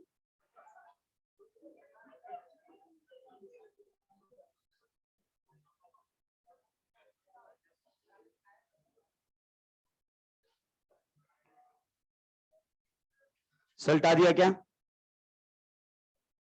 चलिए लिखेंगे PCl5 की अन्य अभिक्रियाएं, मतलब इसके अलावा भी जो रिएक्शन है उसको यही सुलटाना चाहते हैं ताकि मैं उनको सीक्वेंस रिएक्शन में इस्तेमाल में ले सकूं। PCl5 की अन्य अभिक्रियाएं मतलब और कौन कौन सी केमिकल रिएक्शंस हैं? PCl5 बहुत ही बैलेंस्ड केमिकल बेस रिएक्शन करता है। अभी देखना बैलेंस आएगी एकदम, कोई आपको इसमें ज्यादा मेहनत करने की जरूरत नहीं, बहुत ही सिंपल जो ट्रिक है PCl5 के केस में काम कर जाती है। PCl5 के केस में बहुत ही सिंपल जो ट्रिक है वो क्या कर जाती है काम। इसमें पहला आप लोगों का फेवरेट रहेगा एल्कोहल। मान लीजिए अभी आपने अल्कोहल के साथ रिएक्शन करवाई, किसके साथ करवाई थी? अल्कोहल के साथ रिएक्शन करवाई थी PCl5। PCl5 किस प्रकार से अभिक्रिया करता है? एकदम बैलेंस्ड केमिकल रिएक्शन आपको यहां पर मिलने वाली है। मेरे साथ साथ लिखते चलेंगे क्योंकि मैं इसमें कुछ समझाने वाला नहीं, केवल जुगाड़ बता रहा हूं, और जुगाड़ में आपको कुछ समझना होता ही नहीं है, हमेशा आंसर आपके सही आ जाएंगे। देखिए PCl5 को आप इस प्रकार से लिख सकते हैं, ये इसकी सही ज्योमेट्री नहीं है, मैं भी जानता हूं ट्राइगोनल बाइपिरामिडल होता है, बट मुझे यहां ज्योमेट्री से कोई लेना देना नहीं है। जब भी P को ऑक्सीजन दिखेगा ये ऑक्सीजन को लेकर जाएगा। ऑर्गेनिक केमिस्ट्री में एक बात ध्यान रखना, ऑर्गेनिक केमिस्ट्री में एक बात ध्यान रखना, CO बॉन्ड बने कहीं भी बनने देना क्योंकि बहुत स्ट्रॉन्ग बॉन्ड होता है। PO बॉन्ड बने बनने देना, और SO बॉन्ड बने, ये बॉन्ड जब भी बने वापस तो बनने दीजिएगा, इनको कभी मना मत कीजिएगा। अगर आपने इनऑर्गेनिक पढ़ा है तो आप इस बात को जानते हैं कि PO बॉन्ड बहुत ज्यादा स्ट्रॉन्ग होता है, CO बॉन्ड भी बहुत ही ज्यादा स्ट्रॉन्ग हमारे सामने होता है, SO बॉन्ड भी क्या होता है? स्ट्रॉन्ग। तो ये बॉन्ड जब भी बने तो बनने दो, यानी कि सल्फर को, कार्बन को या फिर फॉस्फोरस को जब तक ऑक्सीजन दिखेगा वो उसको अपने पास लाने की कोशिश करेंगे। तो आप देखिए यहां पर इस प्रकार से बड़ी आसानी से आप ये बॉन्ड तोड़ दीजिए, ये बॉन्ड तोड़ दीजिए। ये ऑक्सीजन तो कौन ले जाएगा? P, क्योंकि उसको बॉन्ड बनाना है उसके साथ। तो पहले बताइए ये बॉन्ड टूटा, जो बॉन्ड टूटा उस पर क्या लगा दीजिए? Cl। ये Cl इसके साथ जोड़ दीजिए। S का बॉन्ड टूटा, जी हाँ, उसके साथ क्या जोड़ दीजिए? Cl। अब P का बॉन्ड टूटा, यस, तो उसके ऊपर क्या लगा दीजिए? ऑक्सीजन। ये देखो आ गया ना POCl, हमेशा साइड प्रोडक्ट बनकर आएगा आपके सामने, हमेशा, परेशान होने की जरूरत ही नहीं। नेक्स्ट मान लीजिए रिएक्शन करने वाला हमारे सामने ईथर होता, कौन होता? ईथर। ये किसके साथ रिएक्शन किए भाई लोगों? अल्कोहल के साथ। नेक्स्ट मान लीजिए इसने किसके साथ रिएक्शन किया होता? ईथर के साथ। अब अगर हम ईथर की बात करें, अनसिमेट्रिकल ईथर ले लेते हैं, क्या ले लेते हैं? अनसिमेट्रिकल। हो सकता है वो सिमेट्रिकल भी, हमें उससे कोई फर्क करने वाला नहीं है। अब बताइए PCl5 की रिएक्शन करवाओगे तो आपको तो अच्छे से पता है P को जैसे ही ऑक्सीजन दिखेगा उसके मन में लड्डू फूटेंगे, ये वाला बॉन्ड तोड़ने की कोशिश करेगा, ये वाला बॉन्ड भी तोड़ने की कोशिश करेगा। तो जब PCl5 के साथ रिएक्शन करेगा तो क्या बनने वाले उत्पाद बता सकते हैं? जी हाँ, जिसका बॉन्ड टूटा उस पर क्या जुड़ेगा? क्लोरीन। जिसका भी बॉन्ड टूटा उस पर क्या जुड़ेगा? क्लोरीन। ऑक्सीजन को कौन ले जाएगा? P। तो यहां पर बनेगा RCl, साथ में बनेगा R-Cl, और साथ में बन जाएगा कौन? POCl3। कौन बन जाएगा? POCl3। देखो POCl3 बनकर आ रहा है कि नहीं बनकर आ रहा है? चलिए आगे बढ़ते हैं।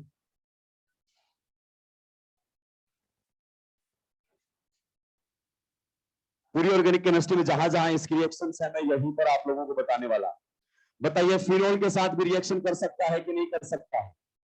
मैं फिर से बता रहा हूं, आपको ध्यान रखिएगा, फिर से बता रहा हूं, फिनोल के साथ भी कर सकता है, क्योंकि डबल बॉन्ड पर लगे हुए ऑक्सीजन को हटाने में भी क्या है, X पर रिएक्शन होगी किसके साथ, PCl5 के साथ।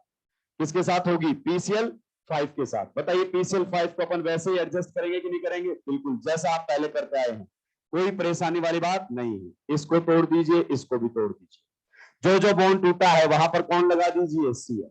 तो यहां पर हमारे सामने क्लोरोबेंजीन बनेगा, HCl बनेगा, और कौन बनेगा, POCl3। आप बताइए क्या ये इसका आखिरी उत्पाद होगा, नहीं। फिर से 3 मोल फिनोल के रिएक्शन कर जाएंगे, किसके साथ, POCl3 के साथ, और हमारे सामने उत्पाद कुछ इस प्रकार से बनकर आएगा।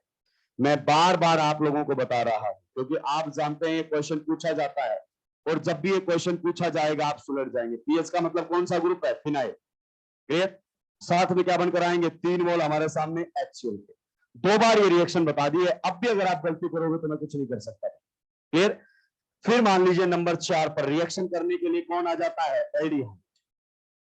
बहुत सारे लोग साइक्लिक ईथर वीथर में करवाते, कोई मतलब नहीं है, ये साइक्लिक ईथर हमारे सिलेबस में ही नहीं है, केवल ईथर दिया उसी की बात कर रहा हूं। तो एल्डिहाइड के साथ जब आप रिएक्शन करवाओगे तो बताइए एल्डिहाइड में क्या होने वाला है। सर यहाँ तो डबल बॉन्ड बना हुआ है ऑक्सीजन के साथ, कार्बन और ऑक्सीजन में कैसा है, डबल बॉन्ड, ये हटा ले जाता है, इसको फर्क पड़ने वाला ही नहीं। तो इस बार आप देखिए इस प्रकार से PCl5 को लिखेंगे। इस बार जो दोनों बॉन्ड टूटेंगे वो किसके टूटेंगे, कार्बन के। आप जानते हैं तो किसके साथ निकलेगा, P के साथ। तो दोनों ही बॉन्ड किसके टूटेंगे, कार्बन के। तो जाहिर सी बात है दोनों Cl कहां लगाने पड़ेंगे, कार्बन। जिसके जितने बॉन्ड फ्री हो जाएंगे उस पर उतने ही क्या लगा देते हैं हम, Cl। साथ में क्या बनकर आएगा, POCl3। क्या बनकर आएगा, POCl3। बता सकते हो ये क्या बना हमारे सामने, जेमिनल डाइक्लोराइड। क्या बना है, जेमिनल डाइक्लोराइड। भाई क्वेश्चन कुछ भी पूछ सकता है, उसके दिमाग में क्या चल रहा है मुझे नहीं पता। तो यहां पर जेमिनल डाइक्लोराइड की फॉर्मेशन हो जाती है। मैं जेमिनल डाइक्लोराइड का इस्तेमाल करूंगा किसमें, एलिमिनेशन रिएक्शन। किसमें इस्तेमाल मिलूंगा, एलिमिनेशन। 1 से 2 दिन में एलिमिनेशन रिएक्शन शुरू होगी, तब वहां पर आपको 2 Cl अगर एक कार्बन पर लगे हैं तो उसको हटाने का तरीका बताया जाएगा, सोडामाइड के साथ, NaNH2 के साथ। तो इसीलिए मैं आपको यहां पढ़ा रहा हूं ताकि मैं इनका इस्तेमाल कर सकूं, और जब तक ये आए तब तक हमें याद हो जाए, सिंपल सी बात है। इसको साफ कर दूं, हाथ हाथ साफते रहें, इसमें कोई नई बात नहीं है। अगर रिएक्शन करने वाला कौन है, कीटोन, तो बताइए क्या उत्पाद बनकर आएगा।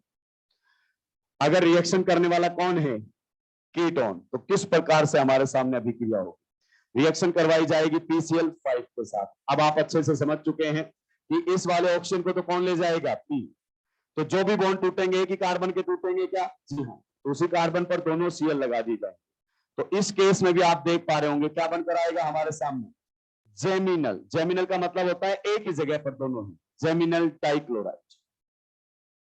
जेमिनल डाइक्लोराइड साथ में क्या बन रहा है, POCl3। आप देख रहे हो रिएक्शन एकदम बैलेंस आ रही है, रिएक्शन एकदम क्या चल रही है, बैलेंस। कोई दिक्कत की बात इसके अंदर नहीं। ये सारे जुगाड़ आप पहले भी पढ़ चुके हैं। नेक्स्ट नंबर 6 पर हमारे सामने आता है carboxylic acid. Carboxylic acid, carboxylic acid के पास 2 ऑक्सीजन है। कितने ऑक्सीजन हैं, 2 ऑक्सीजन है। अब यहां पर रायता फैल सकता है, तो मैं आपको जुगाड़ बता रहा हूं। जब भी 2 ऑक्सीजन होंगे, एक तो एसिड में आएगा, एक एस्टर में आएगा, सिंगल बॉन्ड वाला ऑक्सीजन ले जाएगा। कौन से वाला ले जाएगा, सिंगल बॉन्ड वाला। आप पूछोगे क्यों, कैसे, जैसे मैंने पहले तो बहुत बता दिया कैसे जा रहा है। सिंगल बॉन्ड वाला हटाना है, सिंपल सी बात है। यानी कि कौन से बॉन्ड तोड़ने हैं, ये वाला बॉन्ड आपको तोड़ देना है। तो यहां पर PCl5 के साथ जब आप रिएक्शन करवाओगे तो ऑक्सीजन कौन सा चला जाएगा, सिंगल बॉन्ड वाला। तो यहां पर आप बताइए कार्बन पर कौन लगेगा, Cl लगेगा कि नहीं लगेगा। जो बॉन्ड टूटेंगे उनको क्या मिलेगा, Cl। उसके साथ H पर भी कौन लगेगा, Cl, और साथ में क्या बन जाएगा, POCl।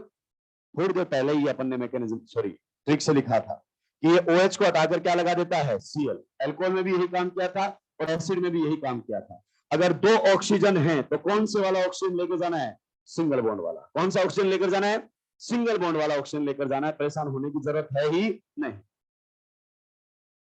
नंबर 7 पर आएगा, क्या हुआ,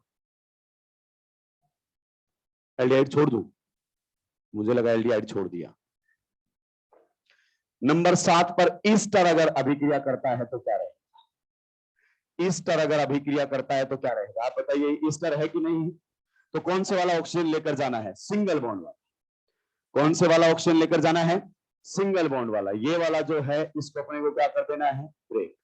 तो यहां पर रहेगा Cl इस प्रकार से, जो भी बॉन्ड टूटेगा क्या लगा देना है, Cl। तो इसमें भी आपने पास उत्पाद क्या बनकर आएगा, एसिड क्लोराइड साथ में एल्काइल क्लोराइड, और अगर अपन बात करना चाहें तो POCl3 की फॉर्मेशन हो जाएगी। इसकी फॉर्मेशन हो जाएगी POCl3 की फॉर्मेशन हमारे सामने यहां पर होती हुई नजर आए।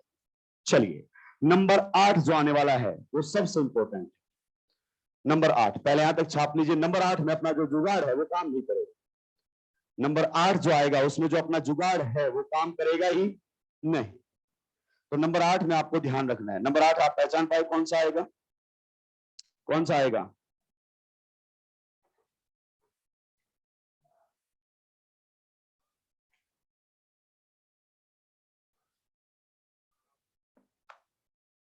सल्टा दिया क्या, आराम आराम से छाप। टाइम की तो कोई अपने पास कमी है ही नहीं। जब अपन ने 4 साल इंतजार किया है, 1 साल और सही। वो कहावत है, पिटते के 2 जूते और सही। देखो मुझे तो कोई जल्दी है नहीं, क्योंकि मेरा तो अब डिसीजन हो चुका है कि जिंदगी भर ये कार्बन कार्बन मेरे को खेलना है। तो इधर पढ़ाऊं, दूसरे फेज में पढ़ाऊं, कहीं और जाके पढ़ाऊं, कोई फर्क नहीं पड़ता है। तो तुम्हें आराम आराम से पढ़ाता रहूंगा मैं। जब तुम्हें ही जल्दी नहीं है तो मुझे कैसे जल्दी हो सकती है। नंबर 8 पे हमारे सामने आएगा अमाइड। कौन आएगा, अमाइड। और इसमें अपना जो ट्रिक है वो काम नहीं करता है। अमाइड के केस में जो ट्रिक है वो काम नहीं करेगा, ध्यान रखना। PCl5 के साथ जब यहां पर रिएक्शन होगा तो बनकर आ जाएगा कौन, RCl। साइनाइड की फॉर्मेशन यहां पर हमारे सामने है। किसकी फॉर्मेशन होती है, साइनाइड। साथ में 2 मोल क्या बनेंगे, HCl। लेकिन POCl3 तो अभी भी बनेगा। POCl3 तो हमेशा ही साइड प्रोडक्ट बनकर आएगा। ऑक्सीजन तो जाएगा ही जाएगा, लेकिन इस बार ऐसा नहीं है ऑक्सीजन को हटाकर यही 2 Cl लगा दे। इसलिए मैंने बोला जुगाड़ फेल हो गया यहाँ पर। तो अमाइड के केस में आपको क्या रखना है, ध्यान रखना है। ध्यान तो आप सारे रखते आ रहे हैं, इस पर थोड़ा विशेष ध्यान आपको देना चाहिए। अगर सर मान लीजिए रिएक्शन आपने किसके साथ करवा दी है, एसिड क्लोराइड के साथ करवा दी, किसके साथ करवा दी है, एसिड क्लोराइड के साथ ही अगर आपने रिएक्शन करवा दी है, ROCl के साथ ही रिएक्शन करवा दी है PCl5 की, तो यहां नो रिएक्शन। ये इसके साथ रिएक्शन करता ही नहीं, नो रिएक्शन। ऐसे ही एनहाइड्राइड में भी बात की जा सकती है, लेकिन एनहाइड्राइड में हमारे सिलेबस में उसकी कोई रिएक्शन ही नहीं है। तो एनहाइड्राइड पर बात मैंने नहीं की, साइक्लिक ईथर पर मैंने बात नहीं की। जो एनसीईआरटी में रिएक्शन कहीं ना कहीं दी हुई है केवल वही रिएक्शन पड़ी है। ये वाली रिएक्शन भी कहीं नहीं दी हुई है एसिड क्लोराइड के साथ, तो परेशान होने की जरूरत नहीं है। मतलब 8 तक आपको ध्यान देना है, और 8 पर आपको विशेष ध्यान देना है, क्योंकि वहां पर अपना जुगाड़ फेल हुआ है। मेनली 2 ही है जहां पर ध्यान देना है, तो कौन से में, फिनोल के केस में, और एक 8वें नंबर कि फिनोल का OH हटाकर भी Cl लगाने में सक्षम है। कैसे, क्यों, वो तो मैंने कहीं भी नहीं बताया। मैकेनिज्म की बात तो मैंने की ही नहीं। क्या कुछ क्वेश्चंस करने के लिए आप लोग तैयार हैं, सभी लोग? स्टीरियोकेमिस्ट्री के साथ कुछ क्वेश्चंस करें या पहले नॉर्मल क्वेश्चंस करें? पहले नॉर्मल क्वेश्चंस कर लेते हैं, क्योंकि बस ऐसे तो खत्म होता चला जाएगा और धनाधन धनाधन धना। लेकिन जब तक क्वेश्चन प्रैक्टिस नहीं करोगे कोई मतलब नहीं, कोई भी मतलब नहीं है जब तक आप क्वेश्चन प्रैक्टिस नहीं करते हैं। ये लीजिए क्वेश्चन आप लोगों के बीच में आ चुका है। OH रिएक्शन करवाई गई है किसके साथ, रेड P, और लिख दिया है Br2। आप जाने आपका काम जाने, ऐसे क्वेश्चंस आते हैं। फिर अगर अपन बात करें, रिएक्शन करवाई गई है रेड P और लिख दिया है I2, आप जाने आपका काम जाने, ऐसे क्वेश्चंस यहां पर पूछे जाते हैं। ध्यान से सुनते रहना, सारा रिवाइज हो जाएगा। रिएक्शन करवाई गई है किसके साथ, PCl3 के साथ। रिएक्शन करवाई गई है किसके साथ, SOCl2 के साथ। रिएक्शन करवाई गई है किसके साथ, SOCl2 पायरिडीन की उपस्थिति में। यहां पर जो सबसे ज्यादा कंफ्यूजन होता है आपको कि पायरिडीन से ध्यान रखिए, उत्पाद में कोई फर्क नहीं पड़ता है। नेक्स्ट अगर अपन बात करना चाहें, यही अभिक्रिया करवाई गई है किसके साथ, HCl साथ में ZnCl2, HCl साथ में ZnCl2। अभिक्रिया का मैकेनिज्म भी बताएंगे और उत्पाद भी बताएंगे कि किस मैकेनिज्म से यह अभिक्रिया आगे बढ़ने वाली। सारी बातें आपको करनी ही पड़ेगी। अगला क्वेश्चन फिर से आप लोगों के बीच में तैयार है, बहुत ही शानदार क्वेश्चन, थोड़ी देर पहले जो आपने पढ़ा था। इस क्वेश्चन को करने के बाद आपकी पूरी स्टीरियोकेमिस्ट्री अभी तक की रिवाइज हो जाएगी। अभी तक की पूरी स्टीरियोकेमिस्ट्री क्या हो जाएगी, रिवाइज। रिएक्शन करवाई गई है red P in the presence of Br2। Reaction करवाई गई है किसके साथ, ध्यान से सुनते रहना बस। रिएक्शन हमारे सामने करवाई गई है रेड पी और I2। यहां पर प्रोडक्ट बना है ए, फिर रिएक्शन करवाई गई है NaI acetone, NaI acetone, product बना है बी, फिर रिएक्शन करवाई गई है NaCN DMSO, NaCN DMSO, product बना है सी, फिर उसका करवा दिया गया है हाइड्रोलाइसिस, प्रोडक्ट बना है डी। आपको बताना ही पड़ेगा क्योंकि और अपने पास कोई ऑप्शन ही नहीं। नेक्स्ट यहां पर यही बातें होंगी। फिर रिएक्शन करवाई गई है PCl3 के साथ, रिएक्शन करवाई गई है PCl5 के साथ, इसमें एक और ऐड कर लेना PCl5, PCl5 रिएक्शन करवाई गई है यहां पर भी PCl5 के साथ। फिर अगर अपन बात करना चाहें तो रिएक्शन करवाई गई है SOCl2 के साथ, रिएक्शन करवाई गई है SOCl2 अमीन वाले बेस की उपस्थिति में, और फिर रिएक्शन करवाई गई है कंसंट्रेटेड HCl प्लस ZnCl। ये लीजिए, अब तक जो पढ़ा है सब रिवाइज हो जाएगा। अब तक जो पढ़ा है सारी स्टीरियोकेमिस्ट्री एक ही क्वेश्चन आपको रिवाइज करवा देगा, एक ही क्वेश्चन। चलाएं अपने खानदानी दिमाग को।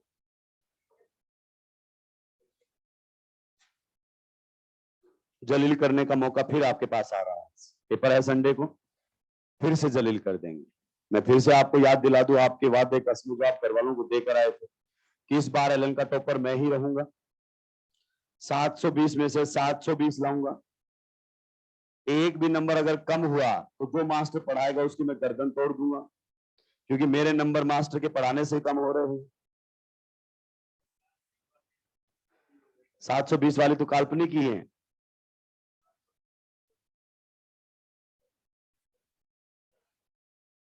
जल्दी जल्दी सुलटाइए, जल्दी जल्दी सुलटा ही दीजिए, जल्दी जल्दी सुलटा ही दीजिए। देखिए ये वो चैप्टर है जहां पर आपका फोकस बहुत ज्यादा होना चाहिए। इन पर जब तक आप फोकस नहीं करेंगे बात बनेगी ही नहीं।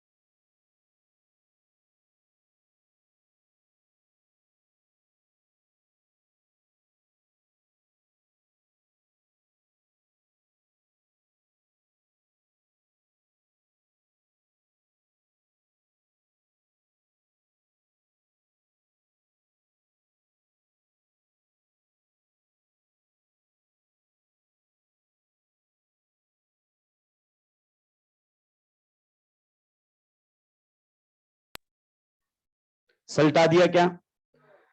इधर तो बता दो राक्षसों क्या क्या प्रोडक्ट बनेंगे। ये क्या करता है आप जानते हैं, पहले क्या बनेगा यहाँ पर PBr3 x, इसको ऐसे देखो PX3 OH हटा x लगा, तो क्या बनेगा इस अभिक्रिया का उत्पाद। यहाँ पर कौन लगा हुआ मिलेगा Br, साइड की हमें बात नहीं करनी। इसमें कौन लगा हुआ मिलेगा I, आया ना, ये लीजिए। इसमें कौन लगा हुआ मिलेगा Cl, OH हटा Cl लगा, फिर इसमें कौन लगा हुआ मिलेगा Cl। आप देख रहे हो Cl लगाने के बहुत सारे तरीके आपसे पूछ सकता है कि बताओ अल्कोहल को अल्काइल क्लोराइड बदलने के लिए कौन कौन सा रिएजेंट इस्तेमाल में लिया जा सकता है। मैं डायरेक्टली बात करना नहीं चाह रहा था। फिर अगर अपन बात करें तो यहां पर भी कौन लगा हुआ मिलेगा Cl, उसके बाद इसमें बताओ क्या लगा हुआ मिलेगा Cl, आया ना। नीचे वाले का मैकेनिज्म बताओगे कहां से जाएगा, नीचे वाला कहां से जाएगा SN1 से, बिल्कुल सही आपने बताया है, क्योंकि 2 डिग्री अल्कोहल है, प्रोटोनेट होता है कहां से निकलने लगेगा SN1 से। अब आ जाइए इधर, बताइए सबसे पहले ए क्या बनेगा। अब आपको मैकेनिज्म भी पता होना चाहिए। कहां से बढ़ेगा? SN2 से। तो SN2 से अगर बढ़ेगा तो SN2 में बताओ क्या होता है? इन्वर्जन नहीं है, 100% इन्वर्जन बोले तो यहां पर आपको क्या दिखाई देगा? BR। कहां पर दिखाई देगा? डैश पर। आप RS चेक कर लेना, कोई दिक्कत की बात नहीं। फिर से NaI एसीटोन, रिएक्शन का नाम बताओ तुमको। अरे गजनी स्टाइल लोगो, फिंकरस्टीन रिएक्शन। तो यहां पर अगर अपन बात करें प्रोडक्ट बी हमारे सामने क्या बनकर आएगा? क्या वापस से आई यहीं पर आ जाएगा? जी हाँ। आगे फिर से रिएक्शन होगी, बताइए अटैक किसकी साइड से होगा? कार्बन की साइड से, नाइट्रोजन की साइड से। तो प्रोडक्ट क्या बनेगा यहां पर हमारे सामने? वापस से CN किस पर आ जाएगा? डैश पर। फिर हाइड्रोलाइसिस करवाया गया, और हाइड्रोलाइसिस में कायरलिटी का कोई बॉन्ड टूटेगा ही नहीं। तो ये बात आप विशेष ध्यान रखें। जब प्रोडक्ट हमारे सामने यहां बनकर आएगा तो ये उत्पाद बनकर आएगा। जब तक किसी का कोई बॉन्ड नहीं टूटता कायरलिटी सेंटर पर, तो कॉन्फ़िगरेशन चेंज होता ही नहीं। ये हमारे सामने उत्पाद रहेंगे। बताइए पूरी स्टीरियो वापस से रिवाइज होगी कि नहीं होगी? वो तो मुझ पर छोड़ दो, रिवाइज करवाना मेरा काम है। इतनी बार नोटबुक पलटोगे कि अपने आप पेज याद हो जाएंगे कि कौन सी बात। ऐसे खोल के बता दो अल्काइल हैलाइड यहाँ है। नेक्स्ट में बताइए आपके क्या ख्याल आता है? रिएक्शन कहां से जाएगी? SN2 से। बिल्कुल सही आपने डिसीजन दिया है। तो यहां पर कौन लगा हुआ मिलेगा? आई। नेक्स्ट में बताइए रिएक्शन कहां से जाएगी? SN2 से। ये रिएक्शन भी SN2 से जाएगी। यहां पर भी कौन लगा हुआ मिलेगा? Cl। लेकिन यहां पर आपको दिखेगा 100% इन्वर्जन ऑफ कॉन्फ़िगरेशन। अगले में क्या ख्याल आता है? TCl5 भी SN2 से रिएक्शन करता है। किससे रिएक्शन करता है? SN2 से। TCl5 भी SN2 से रिएक्शन करता है अल्कोहल के साथ। बिल्कुल परेशान होने की जरूरत नहीं। PCl3 और PCl5 दोनों किससे जाते हैं? SN2 से। तो SN2 से जाएगा सर, तो फिर तो इस केस में भी आपको क्या मिलेगा? 100% इन्वर्जन ऑफ कॉन्फ़िगरेशन। नेक्स्ट में बताइए यहां पर क्या मिलने वाला है? 100% रिटेंशन। कुछ याद आया? SNI। फिर ये कहां से निकलने लगेगा? SN2 से। फिर से आपको 100% इन्वर्जन ऑफ कॉन्फ़िगरेशन। मैं समझा नहीं, लुकास रिएजेंट कहां से जाएगा? लुकास रिएजेंट कहां से जाएगा? SN1 से रिएक्शन करता है। करता है कि नहीं करता है 2 डिग्री के साथ? तो SN1 में तो दोनों होंगे, रिटेंशन भी होगा और इन्वर्जन भी होगा। तो Cl यहां भी लगा हुआ मिलेगा और Cl यहां भी लगा हुआ मिलेगा। किसी को कोई दिक्कत आपत्ति परेशानी है तो बता दीजिए। किसी को कोई दिक्कत आपत्ति परेशानी है तो बता दीजिए। ये देखो वापस से आ गया कि नहीं आ गया यहाँ पर SN1 का। तो ये सारी स्टीरियोकेमिस्ट्री आपको मैंने क्या करवा दी है? रिवाइज करवा दी है। क्या करवा दी है? रिवाइज। किसी को कोई दिक्कत आपत्ति परेशानी यहाँ पर होनी ही नहीं चाहिए। अब आपको क्या करना है? 1 से 2 पेज छोड़ देना है। मैं ग्रुप पर आपको अल्कोहल के ऑक्सीडेशन के नोट शेयर करूंगा, केवल अल्कोहल के। वो आपको घर से लिख कर लाना है। क्या लिख कर लाना है? घर से लिख कर लाना है। उसका कारण है, क्यों? क्योंकि उसमें समझाने वाली बात कम है। मैं आपको यहीं पर याद करवा दूंगा कि कौन सा ऑक्सीडाइजिंग एजेंट क्या करता है। तो वो टाइम वेस्ट होगा। इससे बढ़िया है कि वो नोट्स आप अपनी नोटबुक में लिख लाना। मैं शेयर कर दूंगा आपके साथ ग्रुप पर। 1 से 2 दिन का टाइम भी दे दूंगा, ऐसा नहीं है, वापस आगे पढ़ सकते हैं उसको। लेकिन सब्स्टिट्यूशन से पहले पहले उसको अपन सुलटा देंगे। नॉर्मली मैं पूरा ऑर्गेनिक खत्म होने के बाद उसका बात करता था, लेकिन अगर पहले बात करेंगे तो उसको बीच बीच में रिएक्शन में अपन इस्तेमाल में ले सकते हैं। जैसे सेकेंडरी अल्कोहल का ऑक्सीडेशन करके बना लेंगे कीटोन, कीटोन का फिर आगे एल्डोल वगैरह, एलोफॉर्म वगैरह आसानी से करवा सकते हैं। क्लियर? तो बड़ी आसानी से हम उसको समझ सकते हैं। तो अब आपको क्या करना है? 1 से 1.5 पेज छोड़ देना है। 2 पेज छोड़ दो, 2 पेज छोड़ दो और हेडिंग लगा दो ईथर्स। पूरा पेज राक्षस। यहां तू कंजूसी दिखा रहा है, इधर तो प्रोडक्ट बताया नहीं तुमने। क्या लगेगा? Cl। ऑनलाइन वाले बेचारे इंतजार कर रहे होंगे, क्योंकि ऑर्गेनिक में जितना मास्टर लिखता है उतना ही बच्चा लिखता है, उससे आगे एक भी नहीं लिखता है। ये देखो राक्षस अभी तक देख देख के छाप रहा है। चलिए 2 पेज छोड़कर आपको हेडिंग लगा देनी है। नए चैप्टर में एंट्री हो गई है। चैप्टर का नाम है ईथर। ये हमारे सामने रहने वाला है अगला चैप्टर, ईथर्स। अल्कोहल अलग पढ़ा दिया है, ईथर अलग पढ़ा रहा हूं, और फिनोल एकदम अलग आएगा। तो एनसीईआरटी को बिल्कुल पार्ट वाइज आपके सामने तोड़ के रख दिया है। फिजिकल प्रॉपर्टी पढ़ लेना, क्योंकि फिजिकल प्रॉपर्टी से क्वेश्चंस रहेंगे, मैं पहले बता रहा हूं। क्लियर? चलिए अब अगर अपन बात करें ईथर, तो ईथर होता क्या है? ROR को हम क्या बोलते हैं भाई लोगों? ईथर। ये हमारे सामने ईथर रहेगा। अगर दोनों R सेम है तो इसे हम बोल देते हैं सिमेट्रिकल। क्या बोल देते हैं? सिमेट्रिकल। सिमेट्रिकल के रिएक्शन में ज्यादा दिक्कतें हमें आती नहीं, लेकिन दोनों R अलग क्या है? अलग है, तो इसे हम बोल देते हैं अनसिमेट्रिकल या एसिमेट्रिकल ईथर। ये जो हमारे सामने ईथर रहेगा इसे हम अनसिमेट्रिकल बोलते हैं। क्या बोलते हैं? अनसिमेट्रिकल के नाम से इसको जाना जाता है कि यहां पर दोनों आर क्या है, अलग अलग। अब बात करते हैं इसके केमिकल रिएक्शंस की। किसकी बात करते हैं? केमिकल रिएक्शंस की हम बात करते हैं। केमिकल रिएक्शन से पहले मैं इसका प्रिपरेशन पढ़ाना चाहता हूं, क्योंकि प्रिपरेशन हम बड़ी आसानी से पढ़ सकते हैं। क्यों? क्योंकि जो जिस मेथड से बनाया जाएगा वो हम पहले ही पढ़ चुके हैं। SN2 का इस्तेमाल होगा और SN2 हम आसानी से पढ़ चुके हैं। तो पहले इसका प्रिपरेशन पढ़ ले। तो लगाइए heading, preparation of ether. Preparation of ether. किसकी बात कर रहे हैं? ईथर के प्रिपरेशन। प्रिपरेशन ऑफ ईथर दो तरीके से आप बना सकते हैं। एक तो विलियमसन ईथर सिंथेसिस यहां पर आता है, और दूसरा आप अल्कोहल के डिहाइड्रेशन से बना सकते हैं। कुछ लोग उसको कॉन्टिन्यूअस विलियमसन ईथर सिंथेसिस बोलते हैं, मैंने आज तक नहीं पढ़ा, क्योंकि यहां पर जो लोग बोलते हैं, कई सालों से जो बातें चलती आ रही है वो मैंने सुनी ही नहीं है, कहीं पर पढ़ी ही नहीं, और ना ही कोई अच्छा टीचर जो ये जानता है वो बोलता है मैंने भी नहीं पढ़ा, पता नहीं एलन में पढ़ाया जा रहा है। और जिन लोग पढ़ा रहे हैं उनसे पूछ रहे हैं, वो बोलते हैं कि वो पढ़ाता था, उससे पूछो वो पढ़ाता था, मतलब वो का पता ही नहीं है। तो उस पर मैं ज्यादा बहस करना नहीं चाहूंगा। प्रिपरेशन में सबसे पहला हमारे सामने आएगा Williamson ether synthesis. Williamson ether synthesis, Williamson ether synthesis, ये लीजिए विलियमसन ईथर सिंथेसिस। बहुत ही सिंपल सी रिएक्शन है, बहुत ही क्या है, सिंपल सी रिएक्शन है। रिएक्शन जाएगी कौन से मैकेनिज्म से? SN2 से। SN2 का सीधा कॉम्पिटिशन होता है किसके साथ? एलिमिनेशन के साथ। ये आपको ध्यान रखना है।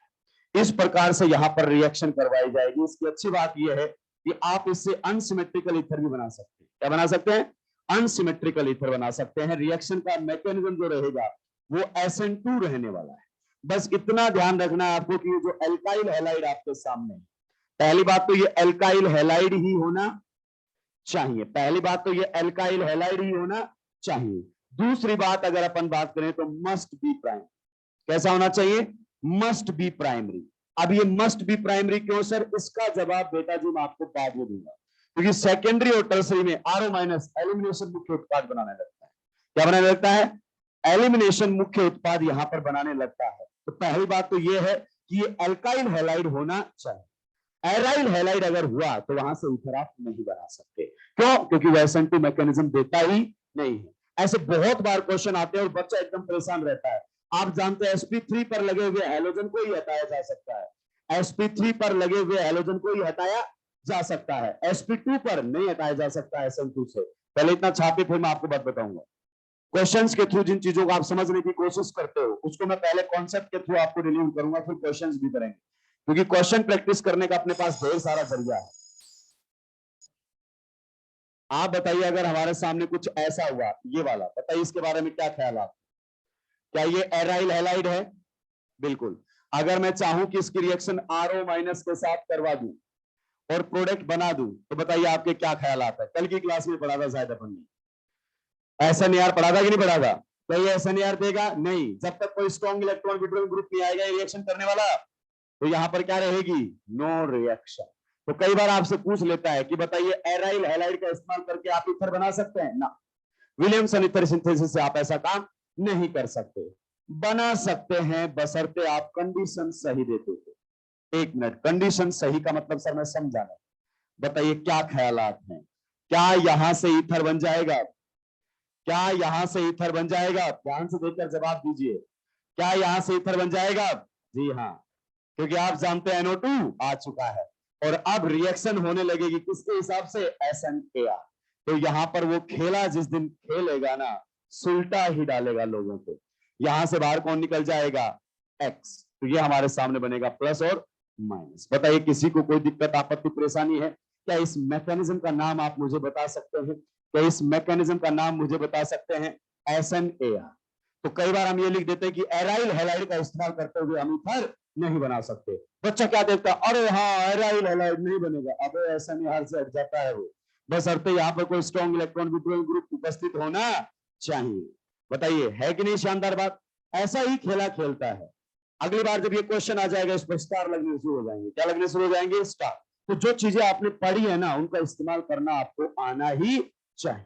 और इतने क्वेश्चंस आपको दिए जाते हैं कि आप चाहकर भी नहीं भूल सकते, चाहकर भी। एक कॉन्सेप्ट के ऊपर ढेर सारे क्वेश्चंस आपको मिलेंगे, ताकि आपके कॉन्सेप्ट एकदम रिफाइन हो जाए, एकदम रिफाइन, मिस्टेक हमसे हो ही ना। कुछ क्वेश्चंस के आप जवाब दे दीजिए, फिर मैं जाऊंगा। उसका तो काम ही है। वो पैसे नहीं लेता है, वो टीचर को मॉनिटर करता है पूरा, कब आया टीचर, कब गया टीचर, पूरा टीचर पर ध्यान रखता है। आइलैंड में टीचर की कम इज्जत है, आजकल काउंटर वालों की ज्यादा इज्जत है, हो रहा है। ये लिखिए रिएक्शन, बस बस बस मत छेड़ो तुम मेरे दर्द।